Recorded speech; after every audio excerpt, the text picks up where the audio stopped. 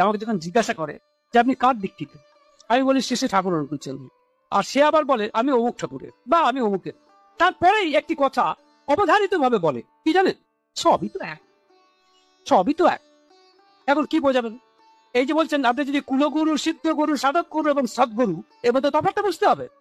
আপনি যদি একটা প্রাইমারি স্কুলের মাস্টারমশাই, সেকেন্ডারি স্কুলের মাস্টারমশাই এবং কলেজের মাস্টারমশাই এবং ইউনিভার্সিটির মাস্টারমশাই, সবাই তো আমাদের কাছে মাস্টারমশাই, তাদের কোনো সন্দেহ নেই। আমরা তো মাস্টারমশাই বলেই রাখি।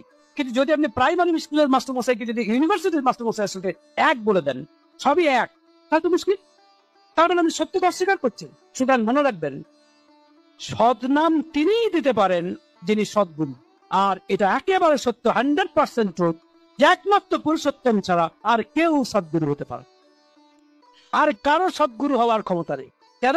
কারণ তিনি হচ্ছেন 100% পারফেক্ট, তার কোনো ভুল হয় না। সুতরাং এই যে পরমাত্মা, তার সাকার রূপ হচ্ছেন পুরুষোত্তম। তিনি দয়া করে করুণা ঘন নর রূপে আমাদের কাছে আসেন। কেন? কারণ আমাদের দুঃখে দুঃখিত হয়ে তিনি আসেন এবং একটি সৎ নাম দেন। পরমাত্মার নাম আপনি যেভাবেই দিন, নিরাকার ব্রহ্মই বলুন বা সাকার ভগবানই বলুন। রামকৃষ্ণদেবকে একজন জিজ্ঞেস করেছিলেন তিনি সাকার না নিরাকার, ভগবান সাকার না নিরাকার?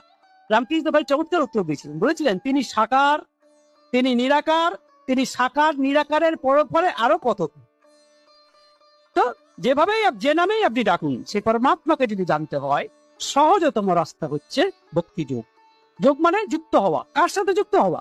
ওই পরমাত্মার সাথে যুক্ত। এখন এই যুক্ত হওয়াটা, যে যুক্ত হতে চান, তার রাস্তাটা, বিজ্ঞানটা, তার সায়েন্স হচ্ছে সদ্গুরুর কাছ থেকে দীক্ষা নিতে হবে। দীক্ষা মানে একটি নাম, একটি শব্দ, এ সাউন্ড, নাথিং এলস, আর কিছু নয়, একটা শব্দ। সে শব্দটা দেবেন কে? সদ্গুরু। এই শব্দটা যদি আমি বারবার উচ্চারণ করি, তাহলে কিন্তু আমি ধীরে ধীরে তার সঙ্গে যোগযুক্ত হতে পারি। দীক্ষা নেবার প্রয়োজনীয়তাটা এইখানে। শ্রী শ্রী ঠাকুরের গান, বাণীসহ সৎসঙ্গ এবং সনাতনী বিভিন্ন ভিডিও পেতে সৎসঙ্গ মিউজিক চ্যানেলটি অবশ্যই সাবস্ক্রাইব করুন।